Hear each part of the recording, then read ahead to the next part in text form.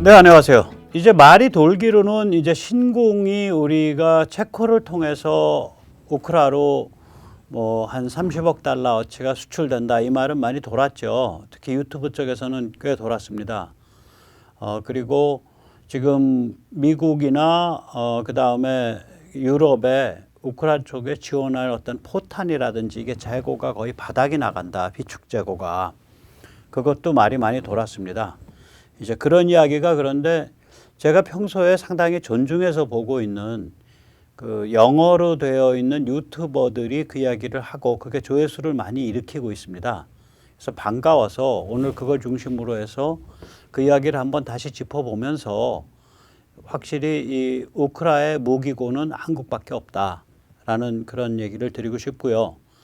또한 그것과 함께 우리가 이제 우크라이나에 깊게 관계될수록 특히 우리 쪽의 그 글로벌리스트들의 이제 무한 젠더라든지 기후 종말론, 이 위선과 악마적 내러티브에 대해서 환멸을 하는 그런 분들이 푸틴의 그런 그 신앙이나 도덕을 내세운 신앙파리, 도덕파리 때문에 그 우크라가 좀 문제가 있는 거 아니냐, 러시아가 이겨야 되는 거 아니냐라는 은근히 그 러시아에 경도되는 분위기가 사회 일각에 있어요.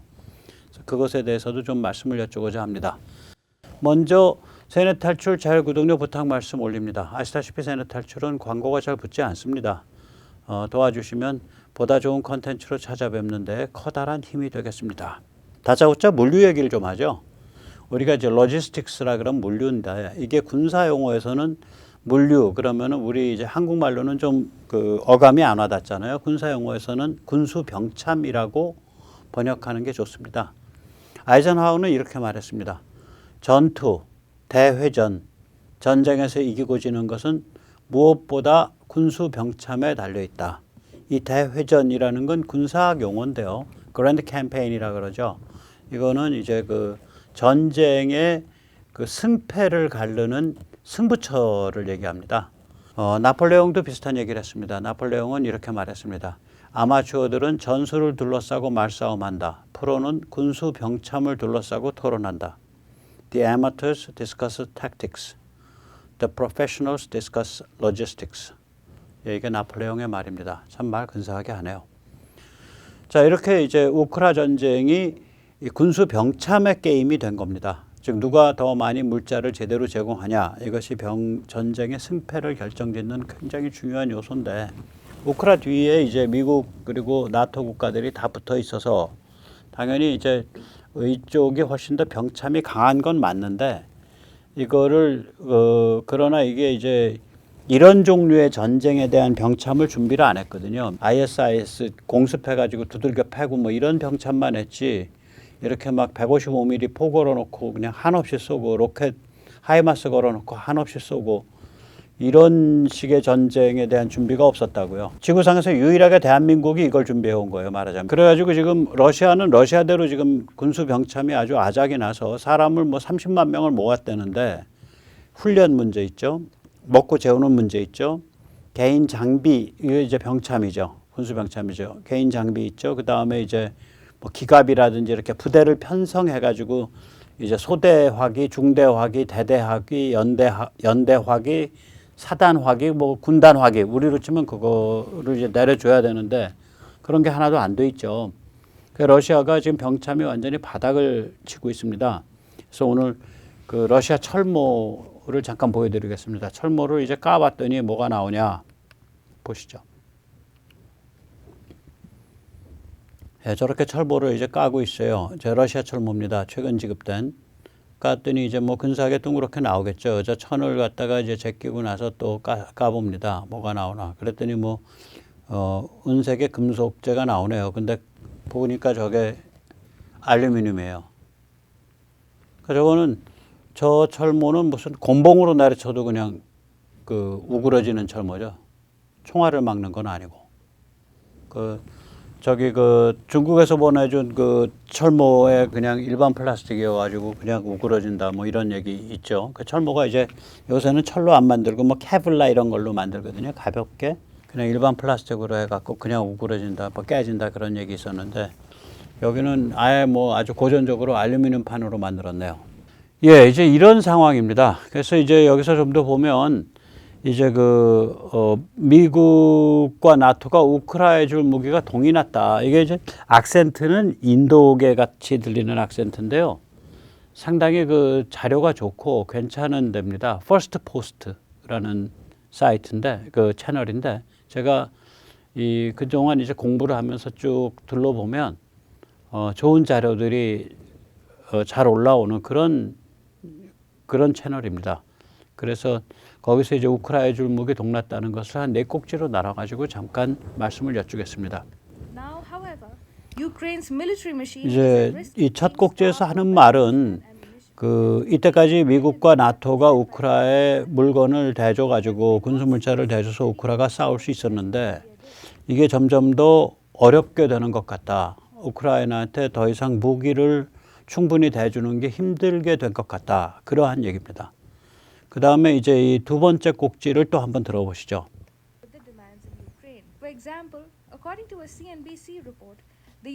예를 들어서 CNBC 보도에 의하면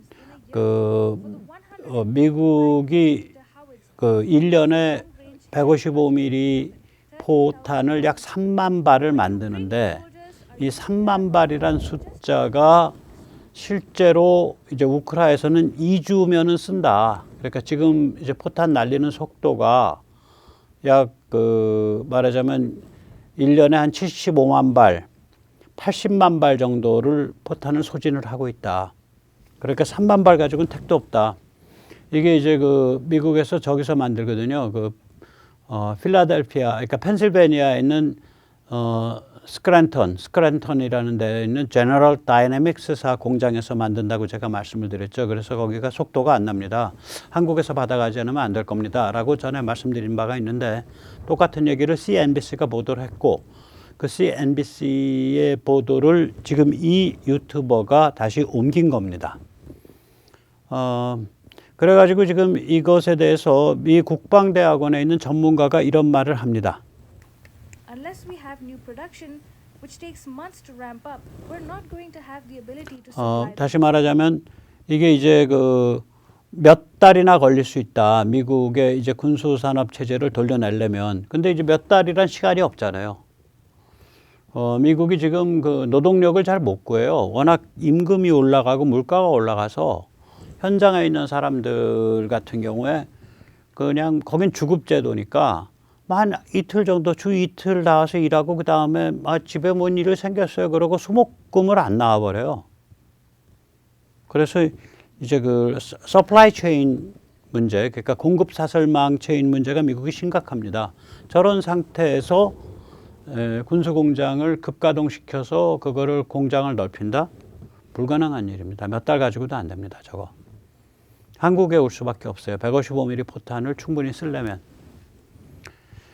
자, 그런데 그러면 이제 유럽은 좀 낫냐? 안 낫다는 거예요. 유럽도 똑같은 사정이라는 거예요. 한번 직접 들어보시죠.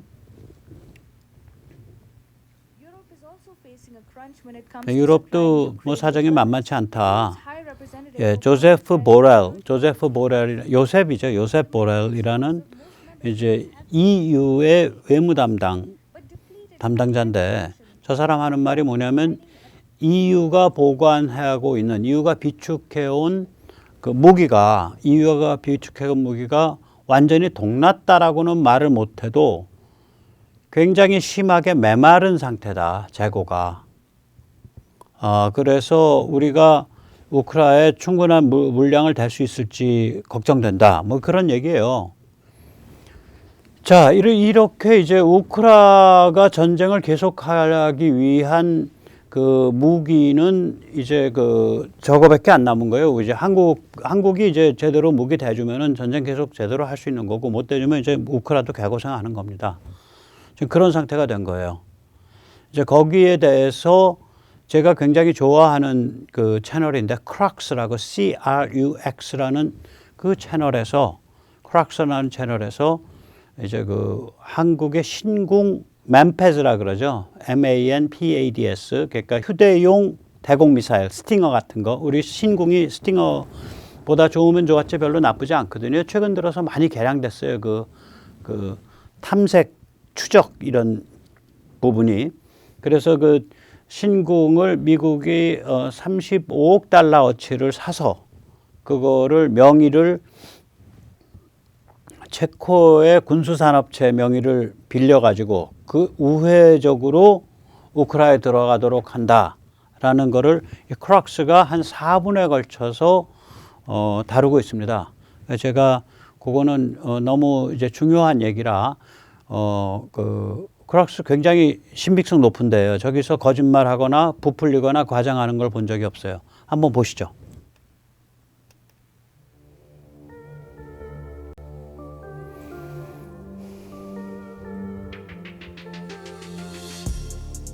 예, 한국 무기가 체코를 거쳐서 우크라 가냐? 미국이 한국에 살벌한 휴대용 대공미사일 신궁을 사나? 한국이 무기 보내달라고 했던 젤렌스키 요청에 화답을 하나? 이렇게 이제 화두를 던집니다. 그래서 한국의 휴대용 미사일 덕분에 우크라의 대공 방어력이 급강화된다는 보도가 체코 매체에 의해서 다뤄졌다. 체코 언론 아이드네스는 한국 무기가 체코를 거쳐서 우크라로 간다고 보도했다. 미국이 한국에 30억 달러를 지급하는 비밀 거래가 성립한다고 한다. 이 댓글 보면 이제 비밀이 아니네요. 이런 댓글이 달립니다. 신궁은 직경이 80mm, 탄두 무게가 2.5kg, 사거리가 7km. 그 다음에 자동적으로 저가 구별하고 적긴지 아군기인지. 그 다음에 이중대역 시커, 그러니까 적외선 자외선 다. 그 다음에 전투기, 헬리콥터, 드론, 순항 미사일 전부를 격추시킬 수 있고요. 안 가리고 아무튼 하늘 날아다니는 건 다 떨어질 수 있다는 얘기죠. 현재 한국과 페루와 인도네시아가 신궁을 사용하고 있다. 이게 외국에서는 이걸 칠온이라고 불러요. 칠온. 국방과학연구소는 신궁이 스팅어나 미스트랄 같은 서방의 휴대용 대공미사일보다 휴대성 및 명중률에 있어 높다. 좋다. 우크라이나 전쟁은 휴대용 대공미사일 전쟁이었다. 신궁 이전에도 엄청난 수량의 휴대용 대공미사일이 사용됐다.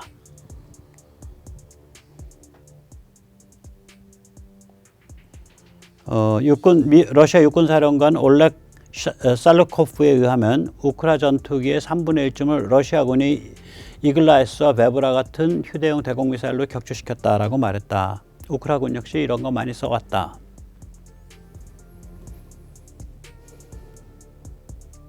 바이든 행정부는 우크라이나에게 스팅어 미사일 1,400기를 제공하겠다고 약속했었다. 그리고 아마 이거 제공이 됐을 거예요. 근데 이게 이제 다 소진됐단 말이에요. 한국은 왜 체코를 통해 우회 수출하나? 통해를 통회라 그랬네요. 제 정신이 없어갖고. 지난 몇 달 동안 우크라이나가 한국에게 신궁을 제공해달라고 했지만 한국은 이를 거절했었다. 우크라 국방장관 올렉시 레즈니코프는 지난 4월 문재인 정부의 서욱 국방장관에게 신궁을 요청했었다. 여기에 대해서 서욱은 치명적이지 않은 물자만 지원한다는 원칙을 지키겠다고 잠옷 정중하게 거절했다고 홍콩의 사우스 차이나 모닝 포스트가 보도했었다. 또 이 젤렌스키는 한국 의회에 보낸 영상 연설에서 한국이 가지고 있는 그런 여러 종류의 다양한 무기들을 도와주셔야 우리가 우리를 지키고 러시아를 물리칠 수 있습니다라고 간곡하게 요청한 바 있다.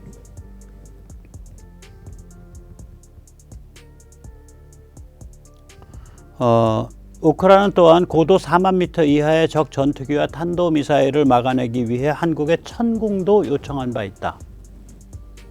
한국은 지난 1월 유나이티드 아랍에미레이트에 35억 달러어치 천궁을 수출한 바 있다. 한국은 이스라엘처럼 우크라이나에도 러시아에도 무기를 팔지 않는 정책을 취해왔었다. 그런데 이제 한국은 나토 국가를 통해 즉 체코를 통해 우크라이나에게 무기를 제공하기 시작하는 것으로 보인다.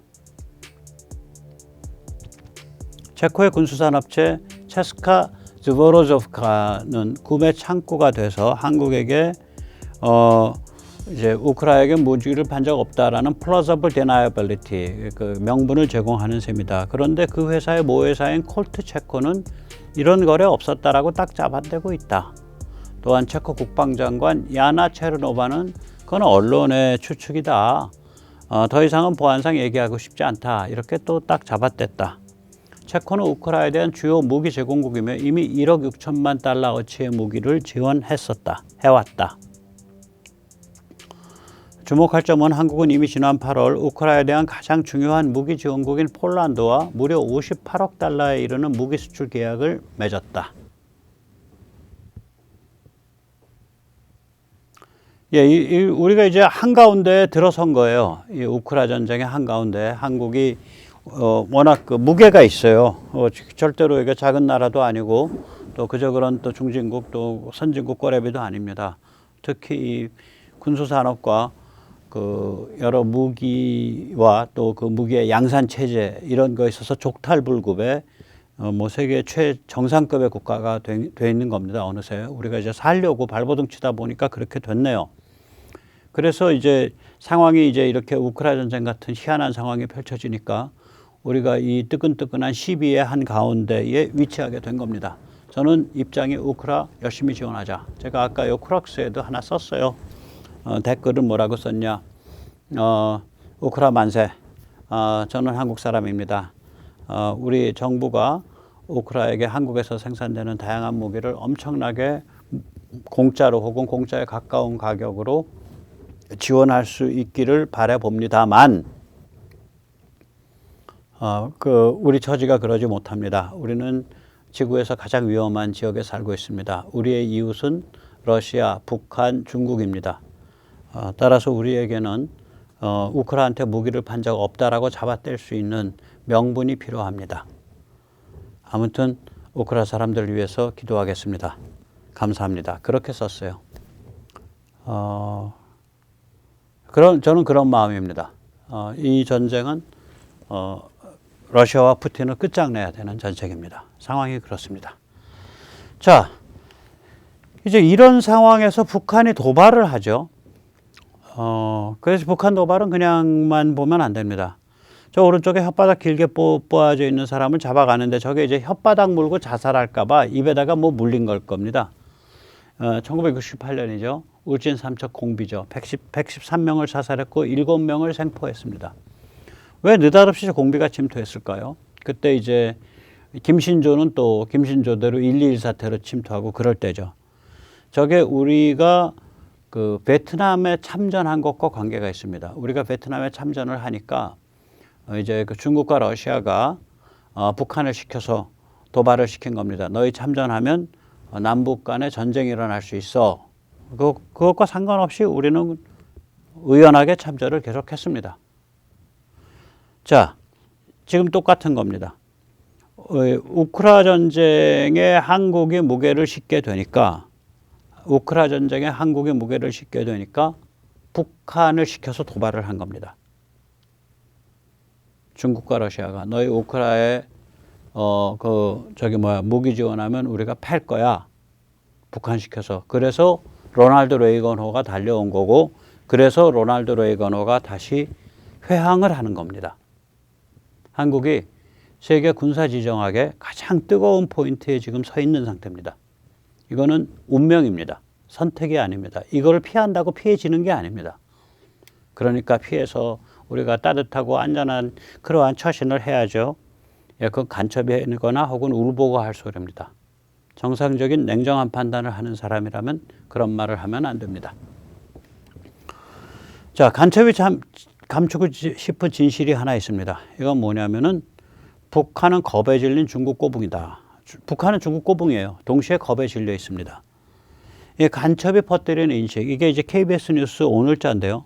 북한은 주권 국가인데 자꾸 이렇게 도발을 하기 때문에 중국도 시진핑 취임을 앞두고 북핵을 부담스러워한다. 이것이 KBS 뉴스의 말하자면 핵심 주제입니다. 옛날 같으면 제가 그냥 분에 차가지고 그걸 만약에 텔레비에서 보고 있었으면 텔레비를 깨려고 잣대를 집어던지고 그랬을 텐데 요새는 저도 이제 늙어서 좀 사람이 된 덕에 짐승스럽지 않게 된 덕에 그런 짓은 안 합니다. 참 개탄스러운 일이죠. 이건 다 거짓말입니다. 북한은 중국 꼬붕입니다. 북핵은 중국 북부 정부가 도와줘서 만드는 거고요. 그 미사일 끌고 다니는 그 차량들, 그거 북한이 개발한 거 아닙니다. 그거 다 중국 차량들입니다. 모델 그 앞에 껍데기만 살짝 바꾼 거예요. 중국의 도발 대형업자죠. 그래서 중국은 북한을 시켜가지고 이제 얻는 게 뭐냐? 주한미군의 발을 잡는 거예요. 중국이 만약에 대만을 손으로 본다. 중국이 남태평양에서 무슨 문제를 일으킨다 하면은 주한미군이 출동하지 못하도록 북한이란 존재의 패를 쓰는 거라고요. 그게 북한의 핵에 가진 의미인데, 북은 중국의 도발 대응업을 해주는 그것으로 북은 두 가지를 얻죠. 하나는 뭐냐면은 우리 체제를 잡고 흔들려는 공작을 한국이나 미국이 가면 못한다. 세 가지였네요. 그 다음에 핵을 내세워가지고 한국 사람들을 겁에 질리게 만들어서 침북 공작을 할 수 있다. 지금 이제 철이 지났지만 그런 논리였잖아요. 핵을 가지고 있는데 우리가 잘 지내야지 뭐 이런 논리였죠. 그 다음에 그걸 한 걸음 더 나가서 세 번째는 그러한 침북 공작을 통해서 삥을 뜯는다. 그거죠. 북이 그 도발 대행업을 해주면서 북이 얻는 자기 자신의 수입은 세 가지란 말이죠. 체제의 안전성, 체제 유지. 그 다음에 이제 삥 뜯기. 그 다음에 대한민국 내의 친북 세력 양성. 그러면 전쟁하자는 소리입니까? 2002년에 노무현이 대통령 그 선거 나와서 그 내건 구호죠. 당신들은 수구 전쟁광입니다. 젊은이들을 다 죽게 만들고 노인네들만 뒤에서 살려는 겁니까? 제가 어제도 말했잖아요. 현대전은 노인네들이 더 많이 죽습니다. 걱정 마십시오. 젊은이들만 죽는 거 아닙니다. 자, 이게 이제 이런 식의 논리를 퍼뜨리는 건데, 근데 중국과 북한의 입장 차이가 그럼 없냐? 꼬붕이라서 말 시키는 대로 다 하냐? 앉아 하면 앉고 일어서 하면 일어서. 아닙니다. 둘 사이에 미묘한 온도 차이가 있습니다. 뭐냐? 북한은 겁에 질려 있습니다. 자, 북한 입장에서 보세요. 야, 한국과 미국이 쳐들어오면 중국 너희가 목숨 걸고 막을래?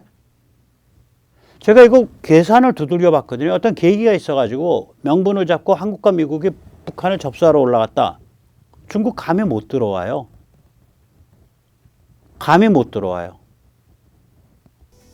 북도 그 계산 돌리고 있을 거라고.